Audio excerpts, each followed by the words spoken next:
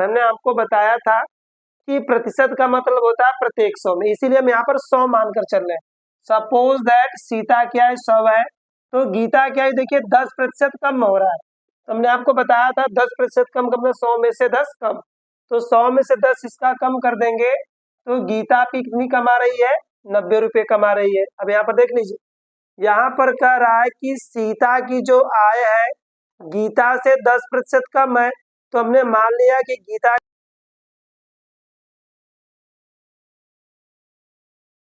आए बच्चों। आज हम लोग प्रतिशत के दूसरे वीडियो में देखते हैं, अगले वीडियो में अपने प्रतिशत का क्या अर्थ होता है, ठीक है, उसके बारे में हम लोग देखें। आज हम लोग प्रतिशत पर आधारित एक बहुत ही मुख्य क्वेश्चन पर उपस्थित है।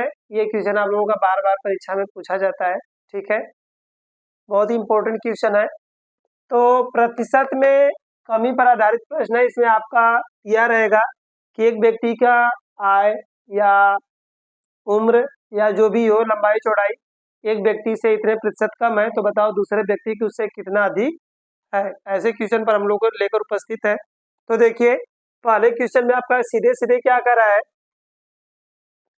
कि सीता की आय, क्या सीता की आय गीता की आय से 10% कम है, अर्थात इसमें सीता जो है गीता से 10 रुपये कम कमा रही है। यदि सीधे सीधे हम बात कर लें तो यहाँ पर सीता जो है गीता से 10 रुपये कम कमाती है। बताइए गीता की आय, तो गीता भाई आपकी अधिक कमा रही है और सीता कम कमा रही है, तो उसकी आय में कितने, मतलब गीता की आय सीता की आय से कितने प्रतिशत अधिक है। तो हम यहाँ पर समझेंगे इस क्वेश्चन को। मान लीजिए जो सीता है, सीता, और यहाँ पर ले लीजिए गीता, पहले गीता ले लीजिए, गीता, और यहाँ पर है आपका सीता, गीता और सीता। यदि हम यह मान लें कि गीता जो है 100 रुपये कमा रही है, भाई गीता कितना कमा रही है 100 रुपये कमा रही है, तो यहाँ पर दिया सीता की आय गीता की आय से 10 रुपये कम है। हमने आपको बताया था कि प्रतिशत का मतलब होता है प्रत्येक 100 में, इसीलिए हम यहाँ पर 100 मानकर चल रहे हैं। सपोज दैट सीता की आय 100 है, तो गीता की आय देखिए 10% कम हो रहा है।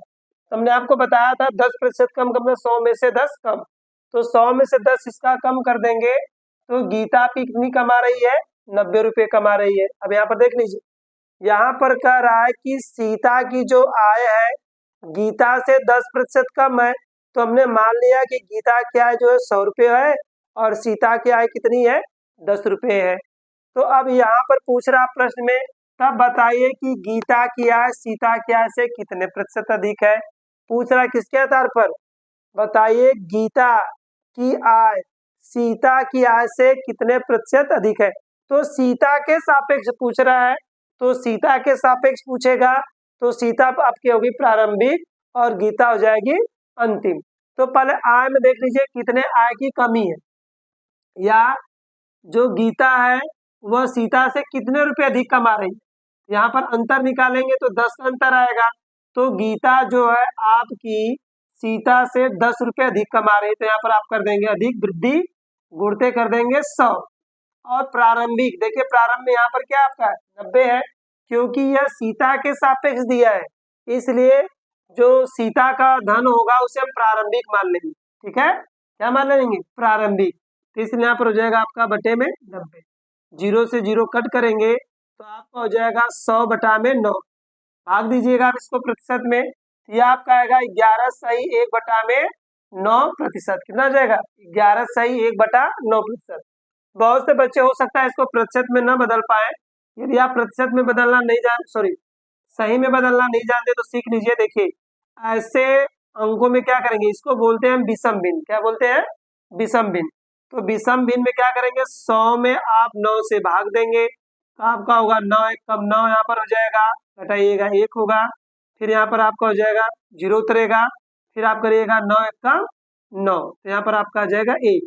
तो याद रखिएगा जो आपका भागफल होता है यह सही में जाता है, इसको लिखिएगा सही, यह आपका होता है अंश और यह होता है आपका हर। आप इसको नोट कर लीजिएगा तो याद रहेगा, कहीं भी लिखे रहेंगे तो आपको याद होगा कि सही में इसको कैसे बदलना है। भाग देने पर भागफल जितनी बार जाएगा उसको सही में लिखना है, जो आपका शेष आएगा उसको हर में लिखना है, और अंश में लिखना है, और जिससे भाग देंगे वह हर में, या तो ऐसे भी कर सकते हैं जो हर पहले था वही हर हमारा यहाँ पे रहेगा। ठीक है, जब भी आप मिश्र भिन्न में बदलेंगे। तो यहाँ से फिर समझ लेंगे, यहाँ पर देखिए सीता क्या है, हम क्या मान लें, गीता क्या है, 100 है, और सीता कहा जा रहा है कि सीता इससे 10% कम कमाती है, तो इसके अनुसार इसकी हो जाएगी 90 रुपये। अब यहाँ पर पूछा जा रहा है कि गीता सीता से कितने प्रतिशत अधिक कमा रही है, तो भाई सीता की आय है 90 रुपये और गीता की आय है 100 रुपये, तो इसका अंतर निकालेंगे, नहीं है कितने रुपए अधिक कमा रही, तो अंतर निकालेंगे तो 10 का आएगा, तो 10 गुणे 100 करिएगा, बटे में आप कर दीजिएगा 90। जिसके सापेक्ष देगा सदैव वही बटे में यहाँ पर जाएगा, या प्रारंभिक मूल्य मान को उसको बटे में हम करेंगे। तो यहाँ पर 0 0 से कटाने के बाद आया हमारा 100/9, भाग दिए तो आया 11 से 1/9%। ठीक है, सही में कैसे बदलेंगे यहाँ पर हमने आपको अच्छी तरह समझा दिया है। अब ऊपर भाग देंगे, जितनी बार भाग जाएगी उसको हम सही में लिखेंगे, जो हमारा शेष आएगा वह अंश बनेगा, और जिससे भाग देंगे वह हर बन जाएगा। ठीक है, इसी तरह के और क्वेश्चन यहाँ पर देख लीजिए। यहाँ पर दिया गया कि चीनी का मूल्य, क्या चीनी का मूल्य 20% घट जाए। मान लीजिए मार्केट में चीनी की कमी थी, उस समय आपका मूल्य 100 रुपया रहा हो, लेकिन अब मार्केट में चीनी की अधिकता होने के कारण हमारे चीनी के रेट में 20% की कमी हो गई। अब एक व्यक्ति है जो चीनी का यूज करता है, कहा जा रहा है कि वह उतने ही रुपए में कितनी अधिक चीनी पाएगा। जैसे मान लीजिए हम रोज 100 रुपए की चीनी खरीद रहे हैं 2 किलो, अब चीनी का मूल्य जो घट गया तो हम अपना पैसा कम करके नहीं, बस 100 रुपए में ही चीनी लेंगे, तो 100 रुपए में ही चीनी खरीदते, तो भाई जब चीनी का मूल्य कम होगा तो हमें चीनी क्या मिलेगी, अधिक मिलेगी। अब यह बताना कितने प्रतिशत अधिक हमको चीनी प्राप्त होगी, तो इसको देखेंगे, फिर समझिएगा। चीनी का मूल्य मान ले रहे पहले 100 रुपया था, चीनी का मूल्य पहले कितना मानेंगे, 100 रुपया, यह पुराना मूल्य आपका है। ठीक है, पुराना मूल्य, ओल्ड भी लिख सकते हैं। अब चीनी का मूल्य हमारा कितना हो गया, 20% घट गया, तो नया मूल्य आपका हो जाएगा, नया कितना रुपया हो गया, 80 रुपया। पहले की जो चीनी थी उसका मूल्य क्या था, 100 रुपया मान ले रहे हैं। अब चीनी का मूल्य 20 रुपया घट जाने पर इसका जो नया मूल्य है वह 80 रुपया हो गया। तो हमें बताना है कि पहले ही वाले धन पर ही अब चीनी कितना अधिक मिलेगी। तो अब ऐसे आ जाइए, समझ ले रहे हैं, हम पहले 100 केजी चीनी खरीदते थे, ऐसे समझिएगा, हम पहले क्या करते थे, 100 केजी चीनी खरीदते थे, अब मूल्य कम होने के वजह से अब 80 खरीद रहे हैं। तो बताना पहले हम कितना अधिक खरीदते थे, यह बताना है कि आज के सापेक्ष पहले चीनी कितना अधिक खरीदते थे। तो इसको सॉल्व करेंगे, तो इसलिए इनका भी अंतर निकालेंगे। आप क्या निकालिएगा, अंतर। तो इसमें देखेंगे अंतर कितने का है, 20 का है, क्योंकि घटाएंगे तो कितना आपको मिल जाएगा, 20 मिल जाएगा। तो यहाँ पर लिख लीजिएगा वृद्धि, वृद्धि लिखेंगे तो आपका हो जाएगा 20 गुणते 100 में किसके सापेक्ष निकाल रहे हैं, नए मूल्य के सापेक्ष निकाल रहे हैं, क्योंकि अब हमारी चीनी का जो मूल्य वो कितना हो गया, 80 रुपये हो गया। तो यहाँ पर 80 से आप भाग दे देंगे, तो चीनी की मात्रा हमारी बढ़ेगी। यहाँ पर कटाएंगे, आपका हो जाएगा कितना, 20 से कम 20, 20 चौका 80। तो 100 में यदि आप 4 से भाग देते हैं तो ये पूरा पूरा कट जाएगा आपका आ जाएगा 25%। अर्थात हम पहले के सापेक्ष 25% अधिक चीनी खरीद सकते हैं, क्योंकि पहले हम कितना खरीद रहे थे, 80 केजी खरीद रहे थे। अब हमारा जो मूल्य है वह घटने की वजह से अब कितना खरीद रहे हैं, 100 केजी खरीद रहे हैं। तो इसके अनुसार से हम निकालते तो हमारे जो चीनी है उसमें 25% की वृद्धि हो गई। पहले हम 80 खरीदते थे जितने रुपए में, अब उतने में हम कितना खरीद रहे हैं, 100 केजी खरीद रहे हैं, या 100 की मात्रा खरीद रहे हैं। तो इस तरह हमारे चीनी खरीदने में जो वृद्धि होगी वह टोटल हो जाएगी 25% की। ठीक है, तो अगला क्वेश्चन देखेंगे, सेम इसी क्वेश्चन पर आधारित आपका है। करा कि रहीम की ऊंचाई करीम की ऊंचाई से 50% कम थी, अर्थात जो रहीम है वह करीम से 50% छोटा है। ज्ञात कीजिए कि करीम रहीम से कितना प्रतिशत अधिक लंबा है। तो यहाँ पर ध्यान रखिएगा, एक करीम नाम का लड़का आपका है और एक रहीम है। मान लीजिए रहीम एक छोटा बच्चा है, तो रहीम की जो लंबाई है, यहाँ पर लंबाई की बात की गई है, यहाँ पर कह रहा है कि जो रहीम की लंबाई है वह करीम से आपका 50% कम है। क्या है? 50% कम, अर्थात यदि करीम की लंबाई 100 हो, क्या हो? यदि करीम की लंबाई मान ले रहे हैं कि 100 है, तो रहीम से क्या 50% कम है, तो इसकी लंबाई हो जाएगी 50। तो यहाँ पर हमसे यह पूछा जा रहा है कि आपका जो करीम है वह रहीम से कितना लंबा है। देखिए यहाँ पर रहीम छोटा है, इसके सापेक्ष देखेंगे तो करीम आपका बड़ा है। कितना बड़ा है? सीधे सीधे 50 बड़ा है। कितना बड़ा है? 50 सेंटीमीटर। सेमी में ले लें, ये 100 हो गया और ये कितना हो गया? 50 हो गया। तो माइनस करेंगे तो इसमें 50% की वृद्धि हो रही है, मतलब 50 सेमी की वृद्धि, सॉरी वृद्धि हो रही है। ठीक है, तो यहाँ पर हम 50 गुणे 100 करेंगे, बटा में प्रारंभिक मूल्य हमारा कितना था भाई? 50 था। प्रारंभिक मूल्य कितना हो जाएगा? 50। यह 50 क्यों होगा? क्योंकि अब हम करीम की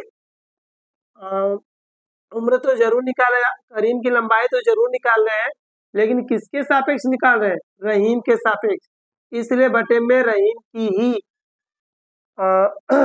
रहीम की ही लंबाई होगी। तो यहाँ से हम क्या करेंगे? 50 को 50 से कटा देंगे, तो टोटल 100% की वृद्धि होगी, अर्थात 100% अधिक लंबा है कौन? करीम। ठीक है, करीम जो होगा वह रहीम से 100% क्या हो जाएगा? अधिक लंबा हो जाएगा। ठीक है, आइए अगला क्वेश्चन देखिए। इसमें दे रहा है क्वेश्चन नंबर 4 देखेंगे। ज्यादा आप लोग डिटेल में नहीं जाएंगे, बस समझिएगा, जल्दी से समझ लेंगे, बस यह हो जाएगा। कह रहा है दो राशियों का गुणनफल में एक राशि 30% कम हो गई। मान लीजिए एक राशि हमारी थी, क्वेश्चन नंबर 4, मान लीजिए एक राशि हमारी ए है और एक बी है। तो एक राशि 100 है, मान लो दोनों राशि पहले पहले 100 थी। ठीक, अब एक राशि 30% कम हो गई, ये कितना हो गया भाई? 70 हो गया हमारा। पहले दोनों राशि मान ले रहे 100 थी, अब एक राशि कितनी है? 100 है। अब दूसरी राशि को क्या कर दिया हमने? 30% कम कर दिया। यदि 30% उसकी राशि को कम करेंगे तो हमारी राशि कितनी हो गई? 70 हो गई। अब कह रहा है कि ए को कितना बढ़ा दे, इसको और कितना बढ़ा दे कि हमारे गुणनफल में कोई अंतर न आए। पहले दो राशियां थी ए और बी, इनका गुणा करने पर जो भी वैल्यू आया हो, फिर उसमें कह रहा है कि बी को 30% कम कर दे।